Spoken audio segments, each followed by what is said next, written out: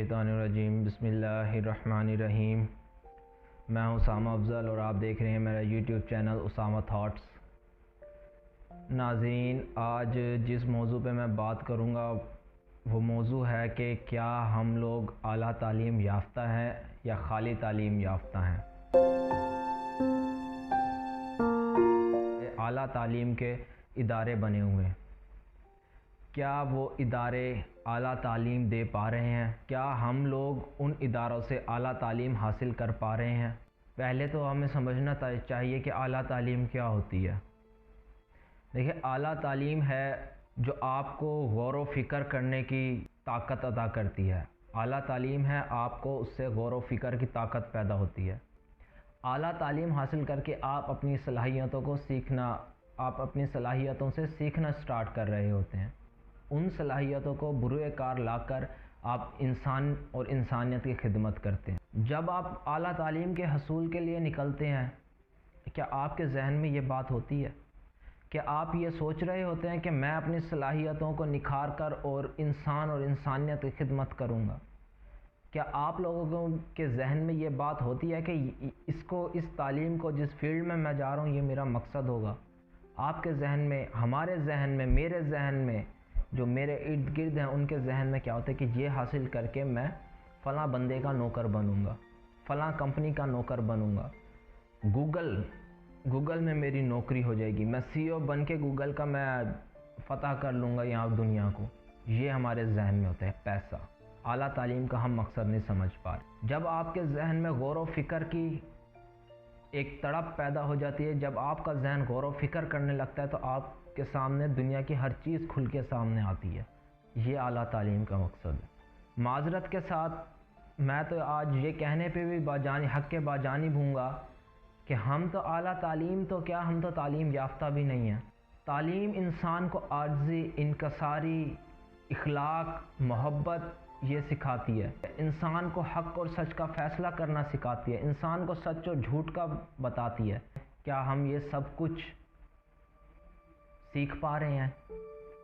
ये आप फैसला करें। यहाँ रुक के मैं आपसे सवाल करता हूँ कि आप इन सब चीज़ों में से किसी एक पर भी कारबंद हैं?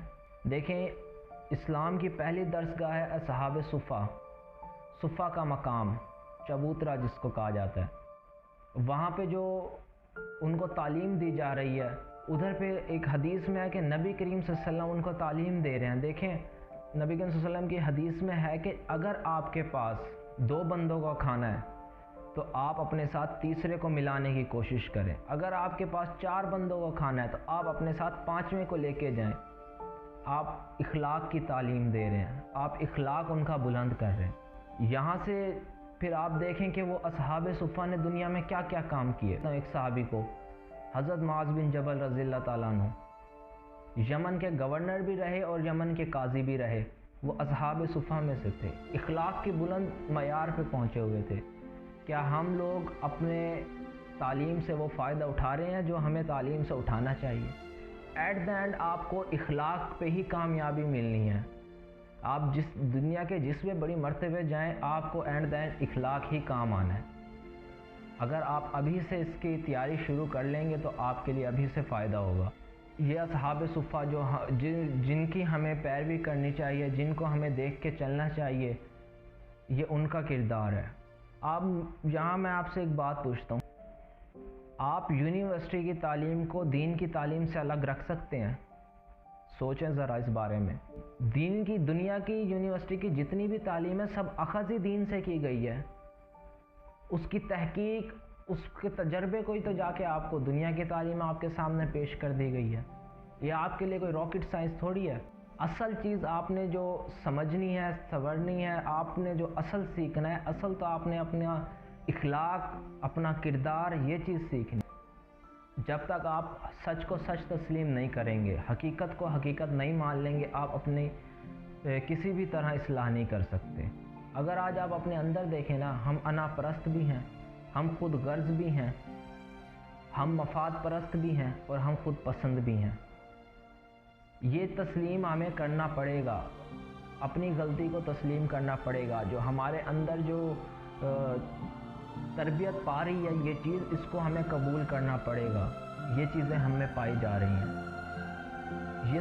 یہ ساری چیزوں کی آپ نچوڑ نکالیں گے، آپ کو اینڈ جا کے ملے گا تکبر، کہ آپ میں مین چیز تکبر پائی جا رہی ہے۔ جبکہ حدیث میں آتا ہے تکبر کے بارے میں کہ جس شخص کے دل میں رائے کے برابر بھی تکبر ہوگا نا، وہ جنت میں داخل نہیں ہو پائے گا۔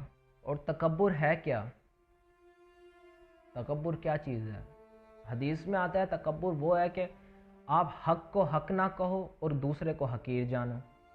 ایک شخص نبی کریم صلی اللہ علیہ وسلم کے پاس حاضر ہوا، اس نے کہا رسول اللہ صلی اللہ علیہ وسلم میں خود کو خوبصورت سمجھتا ہوں، اور میں یہ بھی سمجھتا ہوں کہ کوئی میرے سے جوتے کے تسمے کے سے بھی میرے سے زیادہ نہ ہو جائے، کیا یہ میں تکبر کرتا ہوں؟ پھر اس کے جواب میں آپ صلی اللہ علیہ وسلم نے کہا کہ تکبر تو ہے کہ آپ حق کو حق نہ کہو اور دوسروں کو حقیر جانو۔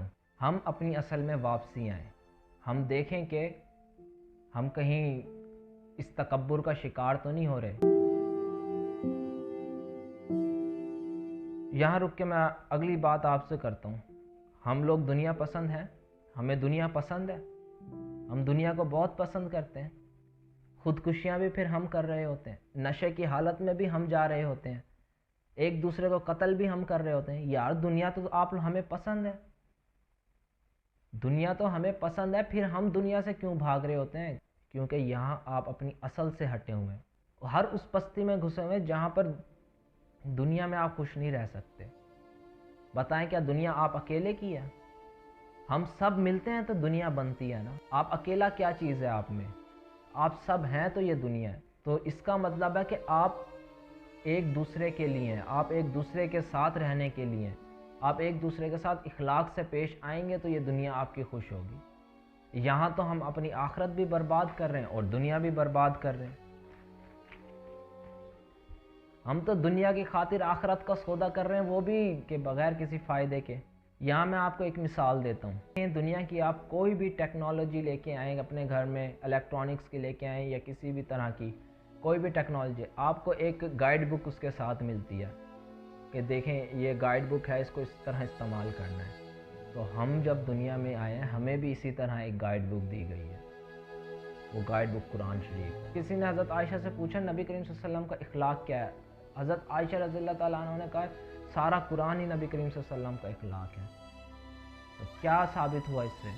کہ آپ قرآن کی جو آپ کی گائیڈ بک ہے وہ آپ کا اخلاق ہے، جو آپ کو قرآن سے ملے گا، آپ اس کو چھوڑ کے نہیں جا سکتے، ہم اس سے نہیں بھاگ سکتے دور، ہمیں اس کو ہی اپنانا پڑے گا۔ اب تو آپ لوگوں کے لیے آسانیاں ہو گئی ہے کہ آپ اپنے اخلاق کے بلند معیار پہ پہنچ سکتے ہیں، آپ اپنے حق کو حق پہچان سکتے ہیں۔ اب تو مختلف علماء کے آپ کے پاس ویڈیو کلپس ہیں، اب تو کتاب صرف کتاب کی حالت میں نہیں، آپ کو ایک ویڈیو کی سمجھانے کی حالت میں بھی آ گئی ہے، اس کی تفسیر بھی آپ کے ذہنوں میں گھسنے کی حالت میں بھی آ گئی ہے۔ آپ کو جس طرح کا آپ سوچتے ہیں اس طرح کے علماء کی آپ کے ذہن میں آپ کو قرآن کی تفاسیر آپ کو مل جائے گی۔ آپ لاکھ طریقے استعمال کر لیں، آپ لاکھ آئیں بائیں شائیں انگریز یہ کوٹس سب جو ہے نا وہ آپ دیکھ لیں، آپ کبھی بھی اخلاق کی بلندی پہ نہیں پہنچ پائیں گے جب تک آپ اپنی اصل کی طرف نہیں آئیں گے۔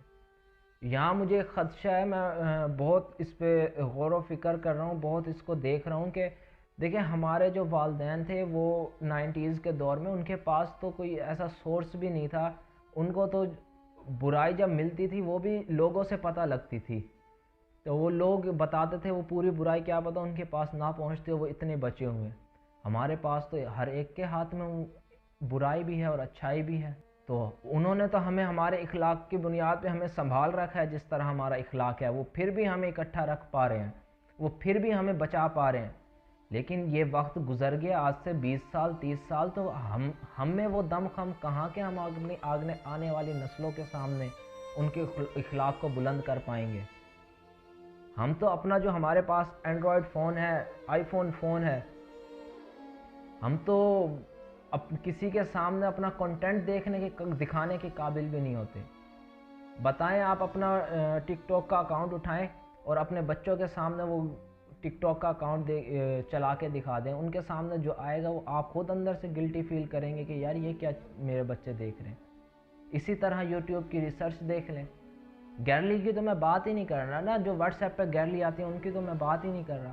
یہ تو میں ابھی ریسرچز بتا رہا ہوں آپ کی. بتائیں ہم اس طرح کے حالات میں کس طرح اپنی آنے والی نسل کے تربیت کر پائیں گے اخلاق کے حوالے سے. پھر یہ سوچیں کہ 20 سے 30 سال بعد کیا طوفان آنے والا ہے. یہ طوفان وہ طوفان ہوگا شاید جو پھر تھم نہ سکے گا. قیامت کے نزدیک نبی کریم صلی اللہ علیہ وسلم نے فرمایا ایسے لوگ پیدا ہوں گے جو دنیا کی خاطر اپنے اخلاق کو اور دین کو بیچیں گے. ہمارے پاس تو شاید دن بھی تھوڑے ہیں, جس طرح ہماری قیامت کی نشانیاں جلدی جلدی آ رہی ہیں, تو ہم کتنا جی پائیں گے ادھر اس دنیا میں, کتنا رہ لیں گے اس دنیا میں.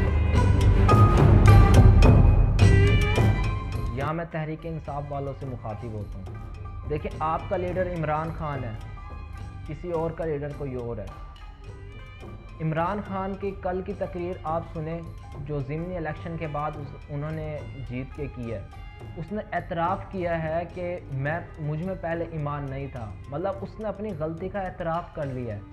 آپ لوگ لیڈر کے تو ہر بات مان رہے ہیں, لڑنے کو مرنے کو تیار ہوتے ہیں, لیکن اس کی اچھی باتوں کو فالو کرنے کو تیار نہیں ہیں.